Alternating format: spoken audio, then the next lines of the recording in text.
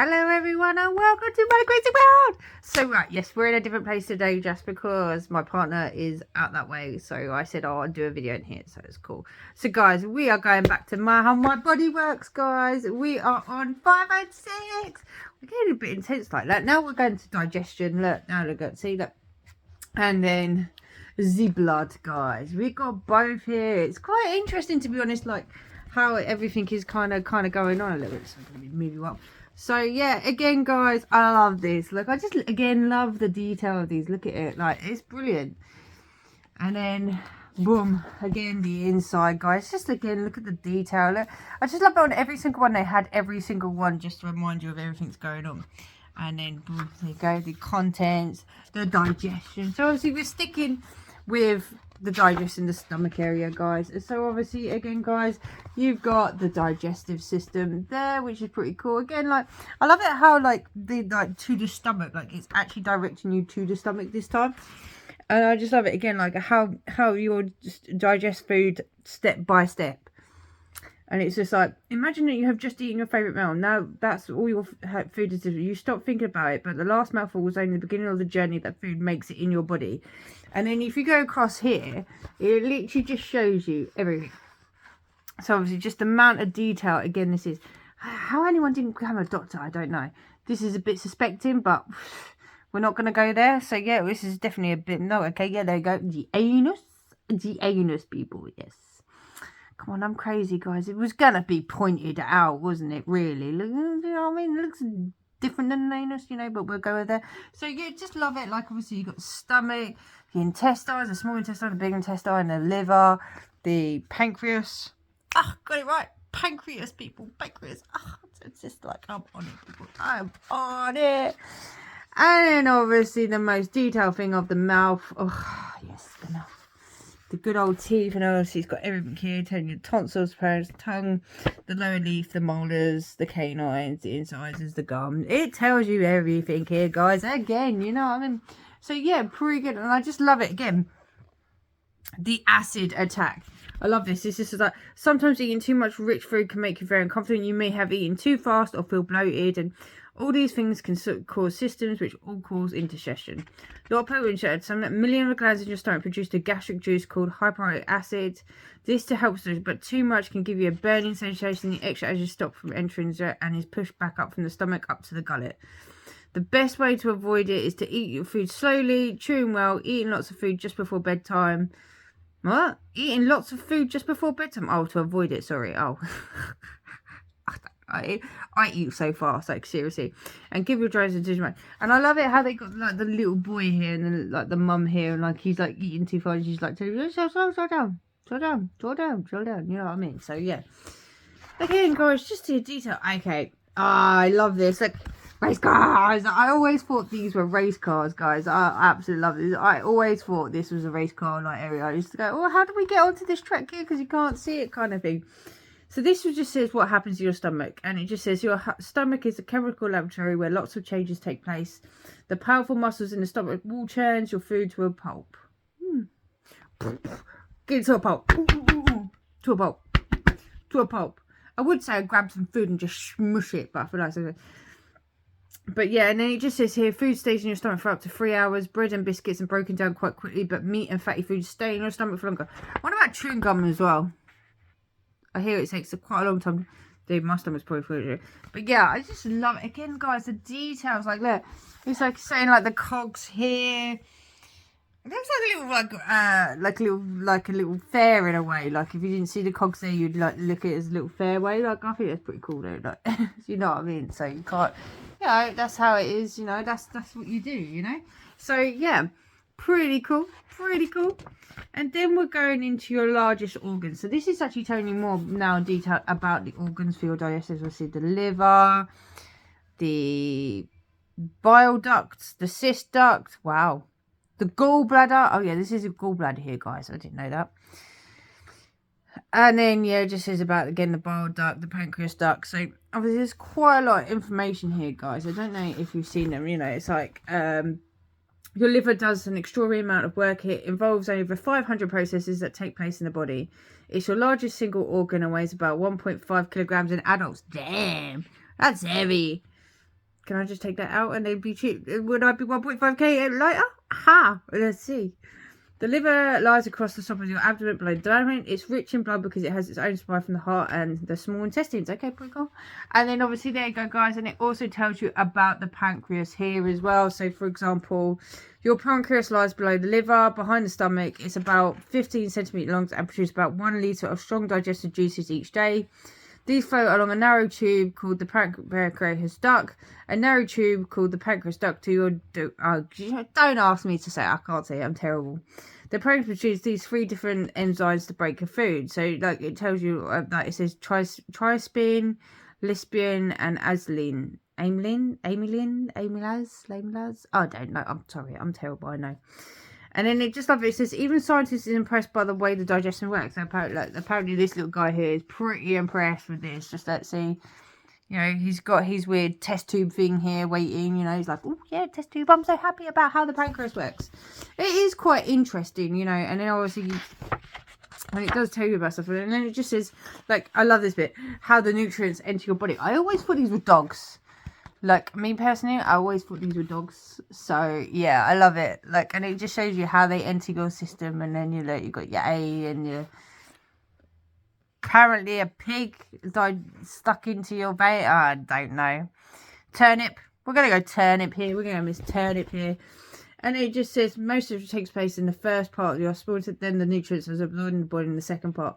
So, it's just, again, more detail. And then, obviously, here, it just shows you a little bit more detail of your vessels and ducts, you know, it just saying what, like, the blood vessels, the lymphoid vessels. It's actually showing you how, like, where it actually gets absorbed, which is actually quite interesting because, you know, when I was reading these as a kid, I was so mesmerised with these because I was just like, oh my god, like, you'd never think in a million years. Do you know what I mean? So, yeah, like, really should be, like, quite interesting.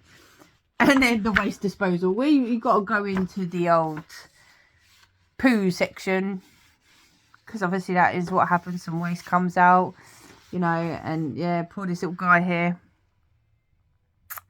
Yeah, this poor little guy is with the poo. It's a bit worrying. And then I like it as a whole. Bacteria constantly produced in the large intestines called the colon. They are harmless as long as they're kept in check. 2 may go in one place, such as the appendix, and infection may occur. Okay, I'm kind of interested. Hold on, wait. I just need to ring something. Okay. Doesn't really say about the poo area, but okay. We'll just go with the poo area. I like that it looks like the poo's going up the large intestines. Just here on the next page. So it's quite interesting. So obviously it just shows you again where it enters. So obviously you start up here. It goes through your stomach, go past this bit, then into your intestines. I love it. Just how, again, just how much detail. I just love, like, I love it as well how they kept it so bright as well. Like, so yeah. And then it says fit to eat as well. So obviously they do a can of tuna there. Can of tuna there. Why not? I think that's tuna. Like it just says sell by date. I think that's tuna. We'll go with it. And it just says, like, it says your body has many ways of telling you your food is fit to eat. Your senses of taste and smell warns you if milk is sour. So true. And plus if it's lumpy. If you see it's lumpy, it is. And oh, if you get the speckles in your milk, that's definitely going off, just to let you know. So yeah, this is definitely quite interesting. And then it just goes into like more stuff. So it's like the healthy digestive system here, and it just says 1, try to eat little and often. 2, if you choose your food slowly and thoroughly. 3, have a quiet time straight after a meal. 4, make meal times. Eat lots of fibre, and it's hard to chew food well if your teeth aren't healthy. Yeah, my teeth ain't healthy, but yeah. So obviously that's all the list there. Obviously I've just really pointed at the guys brushing his teeth. But yeah, so yeah, again, just says a healthy digestive system. And then here it goes into dogs. Pavlov's dog. And it just says, does the sight of your favourite food make you water? Does this something happen if you think about it? A Russian scientist, Ivan Pavlov, was very interested in the reason why saliva and others. And then he's got the dog here. And it says, Pavlov's dog hears the bell. His mouth begins to fill with saliva and more does. So he actually did an experiment here. So it's actually telling you about the experiment with the dog. Look how detailed. Again, look how detailed. It looks so real. Like, you'd never believe it in a million years that it wasn't real. So, yeah. Pretty good. So, it definitely gets more interesting. I promise you guys, these books get a bit more interesting. They get more dicey. They are, like, in the middle.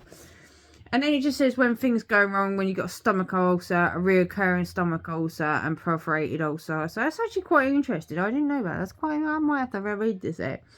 It just says your stomach has a way of protecting itself from powerful gastric juices. A layer of mucus about 1 millimeter thick contains baths the stomach.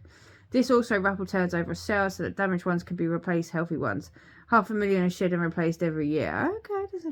And then it just says here on the next page, it said a digestive dead end. When your food passes from the nose, one way to lead to the first part of the colon, the other leads to the dead end, the worm-shaped appendix. Why would it go to the appendix? In human, the appendix does not appear to have any use. Grass-eating animals like rabbits have a bigger appendix which help them to digest food. So basically, you know, it's now telling us about this stupid appendix that apparently we don't need in humans. But yeah, so obviously that's just telling you the layers here. So it's just saying ulcer, the reoccurring ulcer, and the perforated ulcer. So obviously this is the bad one. This is bad as well. So this is why we get ulcers. So we obviously avoid that. And I love it how they got the surgery guys in there, guys. Look at it again. How comes it takes you back? Takes you back, guys. Like literally just can't help myself. It's back again. And then here it just says about what makes you sick, keeping fresh food. So it just says an exercise can be a big mistake. Your brain sends urgent messages to your diaphragm and the muscles in your abdomen. That contract food is pushed up from your stomach into your gullet and out through your mouth. So that's what makes you sick. Apparently when you overeat, you know what I mean. It doesn't tell you about motion though. That's what it doesn't say. Then it just says about keeping food fresh, fridge, freezer. So obviously it's got all the temperatures here and all that lot go away and all this lot.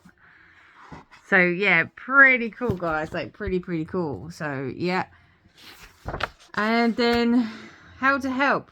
Oh, so like guys, this is like first aid. So this is like saying do go eat a bun, and then the Heimlich remove, like the how to get it out if you can possibly. So it's actually teaching you how to, like, obviously what you shouldn't help. So just how you should help, which is pretty interesting, quite interesting. Okay. And then obviously guys, that's the end of that book. And then again with this, I did look for this, and there's no way, shape or form I can get the model of this body. I have tried, but no one has it. It's such a shame because I'd love to get it, but maybe I can find a picture and then maybe a little bit up here, maybe I'll see. But yeah, so yeah, and then you guys got again these guys, the dangerous germs. So yeah guys, all right, let's go on to book 6, which is The Blood. Hey guys, now we're back for part 2 of this book, which is number 6, which is The Blood. So yeah, this is quite interesting guys. So we're going from the stomach now to the blood, which is quite interesting. So it just shows you the cell there, and obviously these are apparently the little blood cells, which is pretty cool. I like it that they've got all houses here as well, which I think is pretty cool. So yeah, so again guys, we'll just go through page by page again. So obviously guys, you've got obviously the normal page here, the professor, which I didn't see much of the professor in the last book, I noticed. I have to keep an eye out for him maybe. So then guys, so obviously here we are going to the blood, about the blood here. So obviously it's just about your body transport system. So apparently it's a transport system guys, which I would get it was. It just says shut your eyes, put your finger in your ears, can you hear your blood pumping? So that's how it's what it's basically saying. And obviously it just says the drop of blood could give a lot of clues about its owner's health. This is why doctors often take some blood to test when they are looking for illnesses. And which is actually quite true, because obviously when we are ill and stuff, we do have a lot of blood taken. So which is quite good. And then I love it here where they've actually put up here. So you've got the nutrients, oxygens to the cells, to the carbon, which makes it to the carbon dioxide, which is quite good. And then obviously guys, you've got the blood system here. This is how it works. This is oxygenated. This is unoxygenated. So it's pretty good, like kind of thing. Like, blue guy is so tired, bless him. But yeah, so obviously this is like a lot more detail. It's just saying what blood is for. Obviously we all know what blood is for, but it just says what is blood made of, which is red blood cells, white blood cells, and platelets. And again, guys, like it says here, like it shows you under the microscope of actually what your blood is made of, like kind of thing, which is pretty cool. I quite like that. Then obviously, guys, you've got the blood system. Obviously, again, oxygen in, oxygen out, if that makes sense. So quite good how it's all connected, and then it all goes back to the heart, like in the lungs, which is brilliant. See, oxygen in through the lungs, goes all the way around the body, then comes back out, pumps out, and then out through when you breathe out, which is quite clever. And it just says a round trip about your body. It's quite interesting. It just tells you everything that it goes to, like your jugular vein. It literally just tells you everything. And then it just says red blood cells. There are about 5.5 million red blood cells or corpuscles in each cubic meter of blood. These tiny cells last for 120 days and are renewed at a rate of 2.5 million per second, which is quite interesting. And then it just shows you here. I love it here. Like, so you've got the athlete here, which just says an athlete 6 million red blood cells per cubic millimeter of blood. So obviously, if you're exercising, boom. And it says a sick person only 3 million blood cells per cubic meter. So obviously, when you're sick and you're fit, obviously it changes constantly. So yeah, it's quite interesting just to show you how it is. And then if you go over to this page, guys, it just says, what do red blood cells do? So obviously it's just showing you everything. It says what they say. They say showing you the front view and the side view. Front view, side view. You would never think in many years that look like a side view. And then you've got the little girl here. It says if you don't take much exercise, you use this only, and your blood contains only half the red blood cells that an athlete needs. And then, guys, then it goes into fighting infection here, which tells you about all the infections here. Where it's about making contact, and it just says about how, like, how you're fighting the infections, how your white blood cells get in there, they attack it, and that lot. And then it goes to all shapes and sizes. So go into all shapes and sizes there, as you can see, and obviously there's the writing there. Again, guys, I just can't believe how much detail they put in here. You know, it is quite amazing. And then it goes on here about blood platelets. Oh look, the professor's back. And obviously here's the blood platelets here, and it should say platelets are the tiniest cells in your bodies. Their main job is to help heal wounds, which is quite good. So it just shows you everything. I like it how it does it. Like, you start off bleeding, you go off tiny, and then you heal. And then if you can see, like, the little dots there, so these are the platelets that help heal your skin. And then you got the professor, and it just says, what is hemoglobin? Blood appears to be red cells because half of your blood is made up of red blood cells. These cells make their colour from hemoglobin, which contains a little iron. It's quite clever. And then it comes down here, and then you've got all this like weird thing, and it just says blood plus CO2 reduces hemoglobin, blood plus O2 oxidates hemoglobin. So it's quite interesting, like, how complicated our system can actually be. And I love it how they've done these books to show everyone your system, but they're going through each little section of your body. Like, this is what I love about it. I mean, you've more or less had two on the stomach.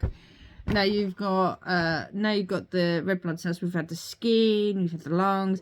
So it's quite interesting on how it does it. And then it just says how blood cells are made. And it just says, where do red blood cells come from? It says, inside the hard outer layer of your bones is a soft jelly called bone marrow. This is where your red blood cells are made from. And then obviously there's the bone marrow there, which is then formed into your red blood cells. So it's actually showing you every single little detail, which is brilliant. And I love it how everyone's sleeping. Look how cool is that? Everyone's sleeping. They just said blood group. So that obviously it tells you if someone loses a lot of blood in an accident, they need a blood transfusion to replace the blood that has been lost. Before this can be done, blood has to be checked to see what type you are. There are 4 main blood groups, A, B, AB, and O. It's important to know which group you are, which, if I remember correctly, I'm AB positive, if I remember correctly, which is quite common. So, yeah, and then when it goes into here, then it tells you about the white blood cells. I like it how you've gone from this whole area body of red, literally straight into blue with an army. And apparently he is now eating a germ. They're all eating germs. This is quite like a quite mean thing. And it just tells you about the white blood cells. And like, again here, guys, under the microscope, it's just telling you everything here. This one actually just says moving through the capillaries. So it's just basically showing you how they move through the body and then attack any virus that there is. But I just, again, guys, look at just how much detail. It just makes it so much fun for kids to learn. These guys are evil. Evil guys. Evil! My God, you evil. Like everyone else is to me when I stream. And then it just tells you about the flu. So flu strikes again. Have you ever had the flu? This is the name usually given to influenza virus and affects lots of people during the year. I know I've had flu. Everyone's had flu. Look, I love it how you like he's breathing in. He's breathing, or is he sneezing out? I think he's breathing in the germs here. And then obviously there's the germs. There's the evil germs. And then here it just says the influenza virus. So this is what it actually looks like. The actual cold virus. So yeah, quite interesting. Then it just says here, fighting against flu. Suppose that you are under attack from a flu virus. Your body will use several different kinds of tactics to deal with the threat of infection. First of all, you want to cycle the biggest of the white cells arrive on scene. If they are unsuccessful, your body immune system will try otherwise to defeat the virus.